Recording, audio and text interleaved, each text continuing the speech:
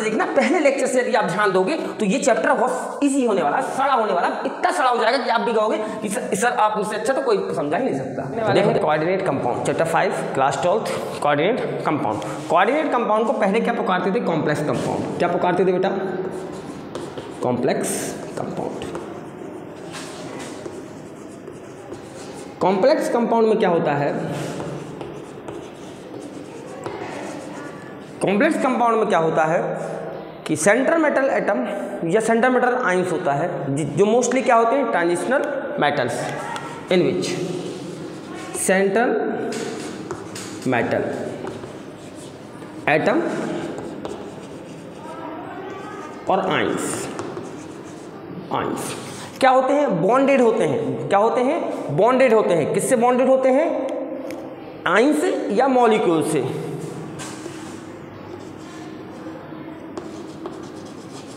Bonded a large number of ions or neutral molecules.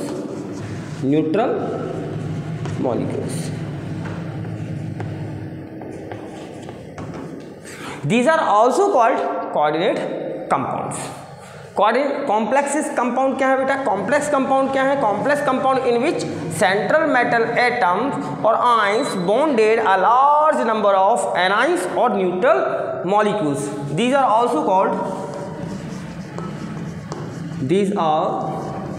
also called coordinate compound. Coordination compounds.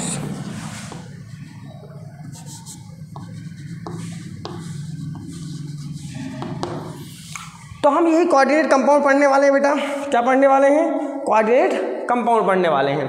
अब coordinate compound की definition याद रख लेना बेटा.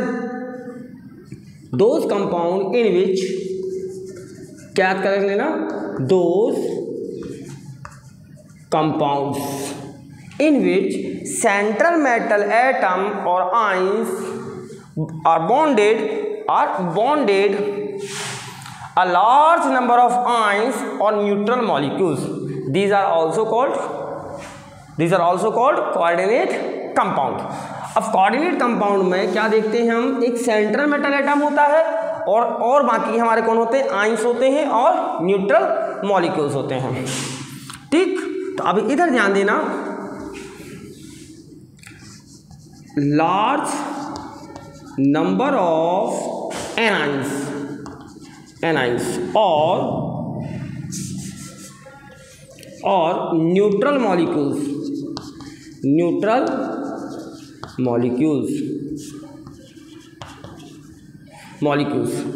आर बॉन्डेड टू, किससे जुड़े होते हैं बेटा? सेंट्रल मेटल और metal ions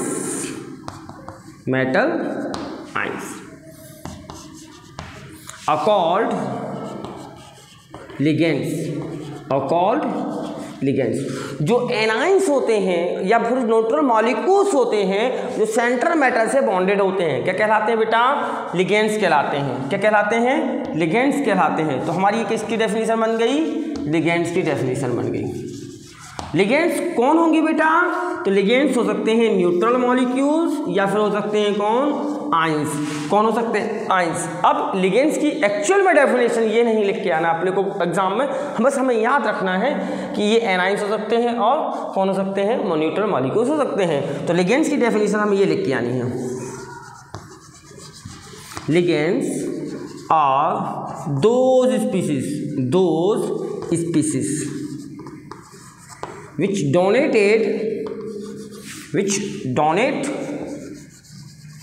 electron pair to, किसको देते हैं बेटा? ये सेंट्रल मेटल या मेटल आइंस को. Metal ions, central metal ions.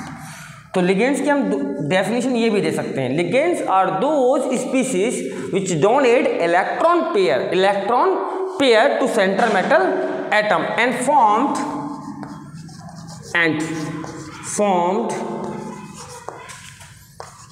coordinate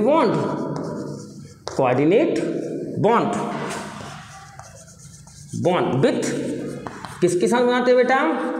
central metal और मेटल आयन। ठीक, तो लिगेंड्स की डेफिनेशन यदि आपसे कोई पूछता है कि लिगेंड्स की डेफिनेशन क्या है, तो आप क्या बोलोगे? Ligands are those species which donate electron pair to central metal और आयंस। ठीक, सेंट्रल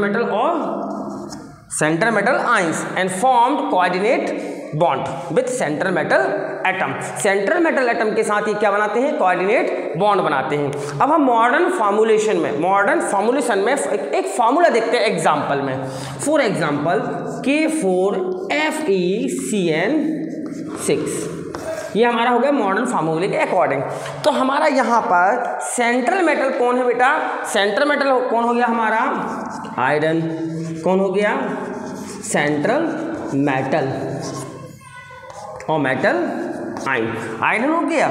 सीएन हमारे कौन हो गए बेटा? लिगेंड्स हो गए, जिनने क्या किया है? इलेक्ट्रॉन पेयर को डोनेट किया है। किसको? सेंट्रल मेटल एटम को।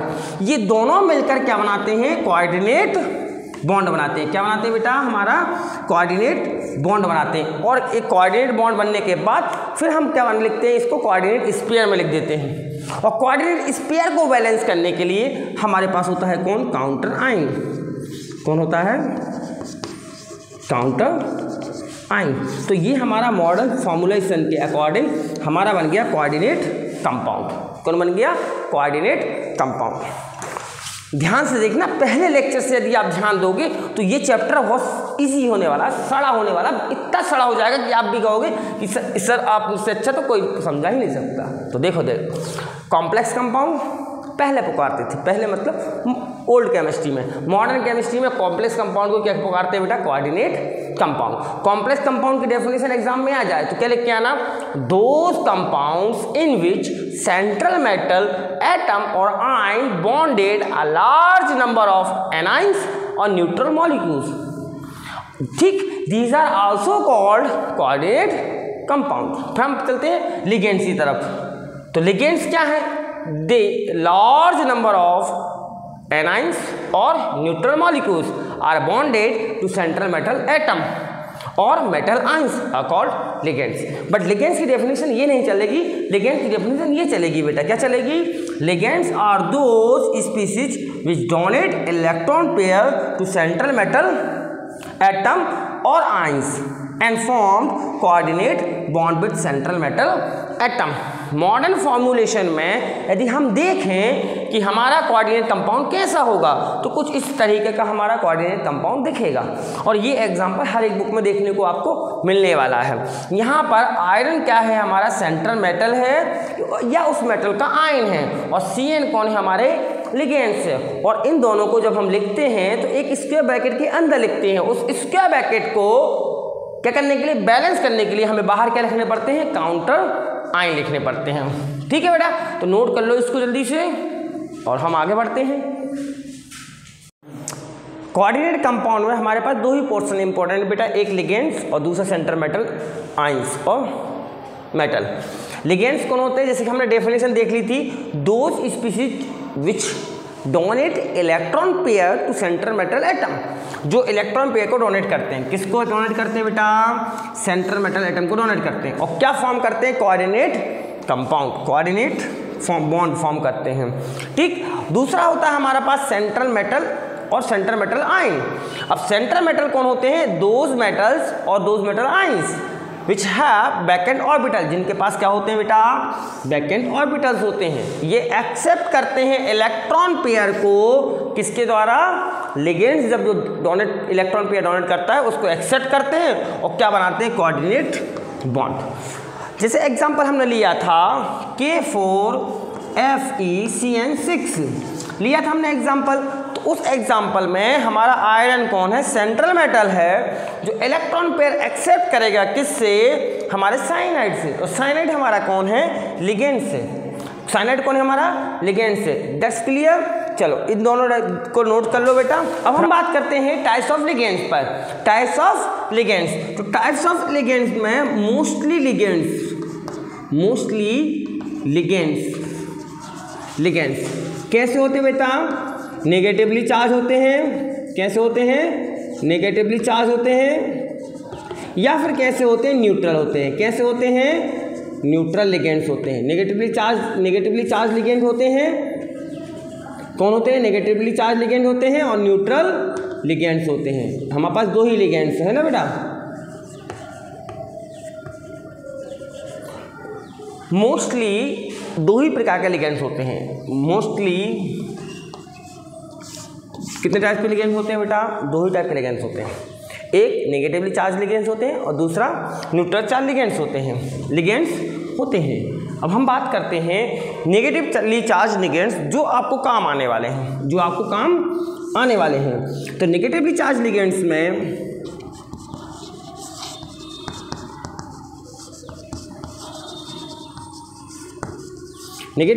लिगेंड्स में जो आपको काम आने वाले हैं वो हैं सबसे पहले आपके कौन, ऑक्सोलेट। C2O4-2, इसका नाम क्या है, ऑक्सोलेट।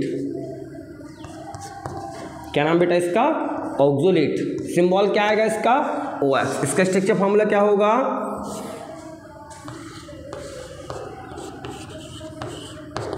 ठीक। उसके बाद आप देखते हैं किस पर, साइनाइड। कौन है ये, साइनाइड। फिर आइसोसाइनाइड,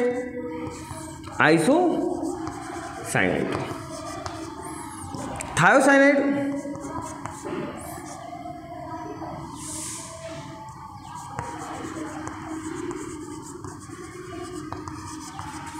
फिर आता है थायोआइसोसाइनाइड। OH कौन है बेटा, हाइड्रोक्साइड। कौन है, हाइड्रोक्साइड। Cl कौन है आपका, क्लोराइड। तो हम इनको कलेक्टिवली हैलाइड पुकार देते हैं। क्या पुकार देते हैं, हैलाइड्स। ठीक है। तो साइनाइड नेगेटिवली चार्ज है, आइसोसाइनाइड भी नेगेटिव चार्ज है, थायोसाइनाइड भी नेगेटिव चार्ज है, OH भी नेगेटिव चार्ज है और हैलाइड भी नेगेटिव चार्ज हैं। अब यहाँ ध्यान देना, CO3-2 कार्बोनेट, SO4-2 कौन है आपका, सल्फेट। तो ये वो लिगेंड्स हैं जो आपको नेगेटिवली चार्ज काम आने वाले हैं। एक और है नेगेटिवली चार्ज, कौन सा है आपका, EDTA-4। ये आपको नेगेटिव चार्ज में काम आने वाला है। नेगेटिवली चार्ज लिगेंड्स में ये काम आने वाले हैं। इतने ही लिगेंड्स मोस्टली काम आते हैं, बाकी आप रेफरेंस उठाकर देख सकते हैं या NCERT बुक उठाकर देख सकते हैं कौन कौन से नेगेटिव चार्ज लिगेंड्स काम आएंगे आपको, वो आप लिख लेना बेटा, है ना। फिर हम बात करते हैं किसकी, न्यूट्रल लिगेंड्स की। किसकी बात करते हैं, न्यूट्रल लिगेंड्स। न्यूट्रल लिगेंड में सबसे पहला काम आएगा आपको कौन, वाटर, H2O। फिर आएगा कौन आपका, CO, कार्बन मोनोऑक्साइड, फिर आएगा आपको काम क्या है, NH3, अमाइन। कौन काम आएगा, एमाइन। फिर काम आएगा आपको EM, इसका फुल फॉर्म है इथाइलिन डायमाइन। फिर आपको काम आने वाला डाइईन। कौन काम आने वाला है, डाइईन, जिसका नाम है डाइथाइलिन ट्राइएमाइन। ये न्यूट्रल लिगेंड्स है बेटा, न्यूट्रल लिगेंड्स है। अब इनके IUPAC नॉमेनक्लेचर करेंगे तब आपको मैं वो बता दूंगा कि IUPAC नॉमेनक्लेचर में क्या क्या करना है आपको, है ना। तो अभी आप इसका नोट करो कि नेगेटिव लिगेंड्स कौन से हैं, न्यूट्रल लिगेंड्स कौन से जो आपको काम आने वाले हैं, है ना। हमें बोर्ड एग्जाम निकालना है, बोर्ड एग्जाम फाइट करना है, तो हमें इतने लिगेंड्स तो याद होना ही चाहिए। लिगेंड्स कौन होते हैं, डेफिनेशन आपने देख ही ली है, जो इलेक्ट्रॉन पेयर डोनेट करते हैं, वो कौन होते हैं, लिगेंड्स होते हैं। मोस्टली 2 टाइप्स के होते हैं, नेगेटिवली चार्ज लिगेंड्स और न्यूट्रल चार्ज लिगेंड्स होते हैं। नेगेटिव चार्ज लिगेंड्स में कौन है, ऑक्सोलेट है, साइनाइड है, आइसोसाइनाइड है, थायोसाइनाइड है, हाइड्रोक्साइड है, हैलाइड्स हैं। कौन है आपके, हैलाइड्स हैं। कार्बोनेट है, सल्फेट है, नाइट्रेट है, नाइट्रेट है, और भी लिगेंड्स है जो आपको काम आ सकते हैं बेटा, है ना। इसलिए आप रेफरेंस या कोई बुक देखकर आप उसका चार्ट नोट कर लेना, है ना। फिर आते हैं न्यूट्रल लिगेंड्स। न्यूट्रल लिगेंड्स में H2O है, कार्बन मोनोऑक्साइड है, अमोनिया है, EN है, EN का फुल फॉर्म है इथाइलिन डायमाइन, फिर डाइन है, डाइन का फुल फॉर्म है डाइथाइलिन ट्राइएमाइंस, ठीक है। तो इसको नोट करो बेटा, उसके बाद अपन आगे चलते हैं, बात करते हैं डेंसिटी की। डेंसिटी क्या है? तो डेंसिटी क्या है बेटा, इधर देखना, the number of electron pair, the number of electron pair donated by ligands to central metal atom, और आयंस। डेंसिटी क्या है बेटा? डेंसिटी में याद रखना है कि एक लिगेंड कितने इलेक्ट्रॉन पेयर डोनेट कर रहा है, जितने इलेक्ट्रॉन पेयर डोनेट कर रहा है उसकी डेंसिटी उतनी होगी अकॉर्डिंग टू डेंसिटी,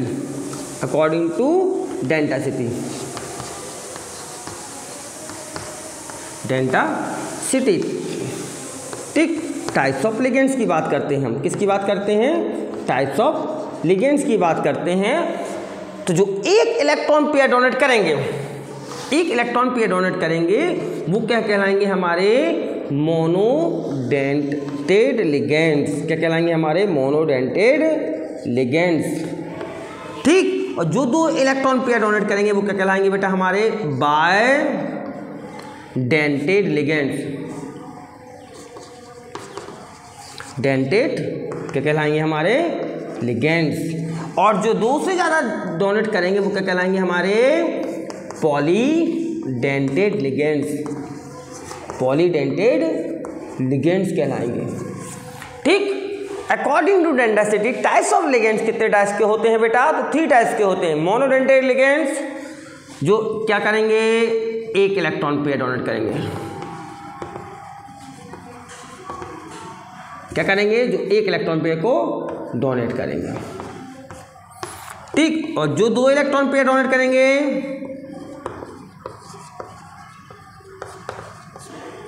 और जो more than 2 electron pair donate करेंगे, मोर देन कितने? 2 इलेक्ट्रॉन पेयर डोनेट करेंगे,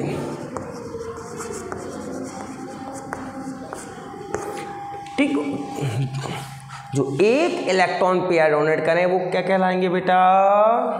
मोनोडेंटेड लिगेंड्स कहलाएंगे। जो 2 इलेक्ट्रॉन पेयर डोनेट करेंगे वो बायडेंटेड इलेक्ट्रॉन पेयर कहलाएंगे। और जो 2 से ज़्यादा इलेक्ट्रॉन पेयर डोनेट करेंगे वो क्या कहलाएंगे?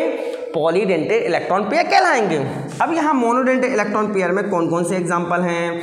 साइनाइड है, आइसोसाइनाइड है, H2O है, अमोनिया है, ठीक, हैलाइड है, हाइड्रोक्साइड है, और बहुत सारे और भी हैं। तो आप देख लेना बेटा, है ना, इनको याद कर लेना।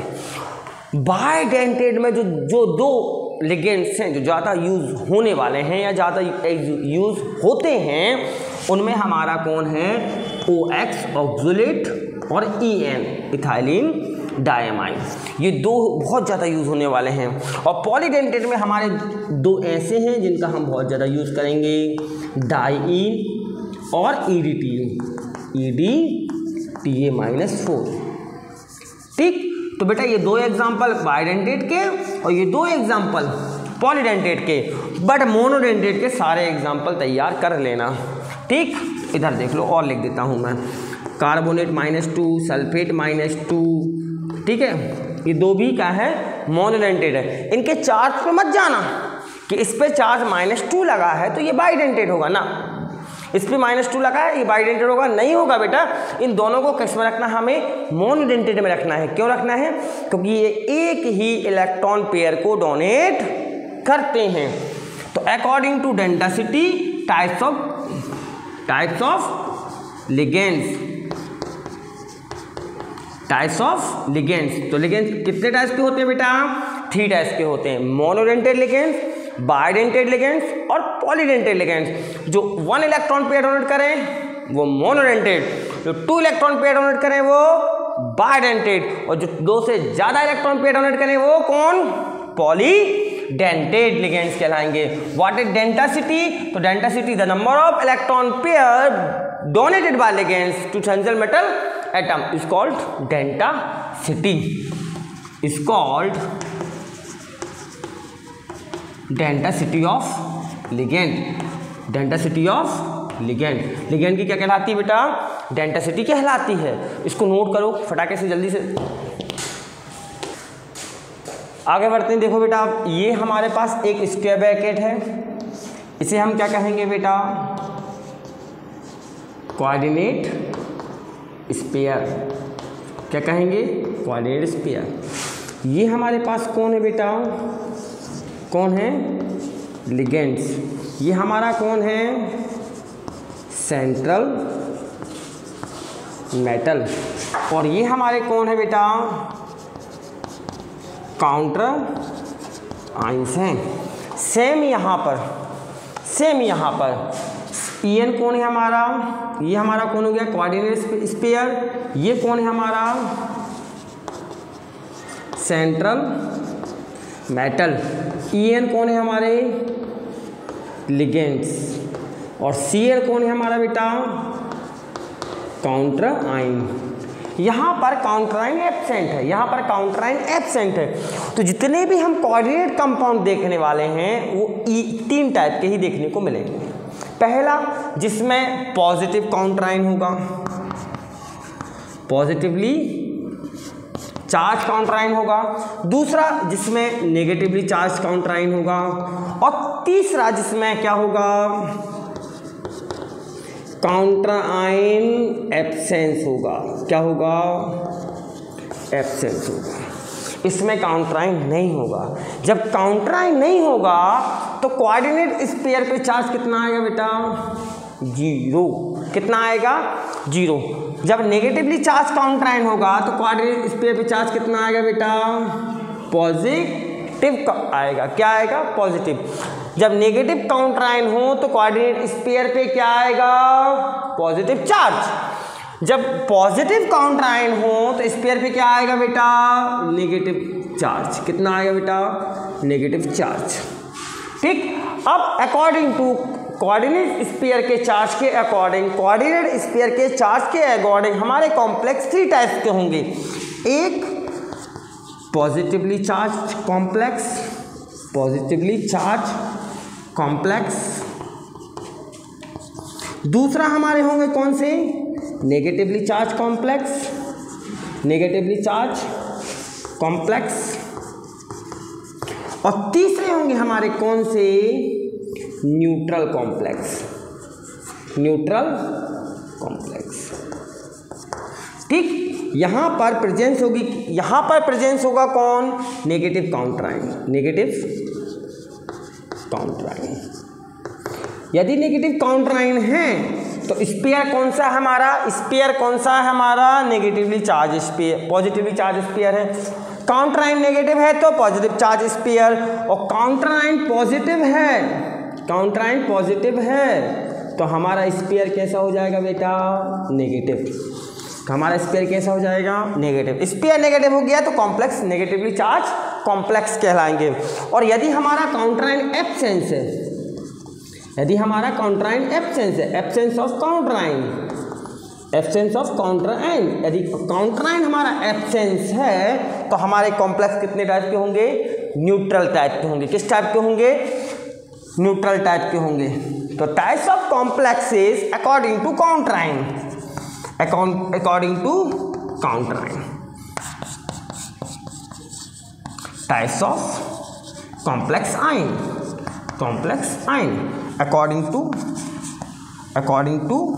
काउंटर आइन।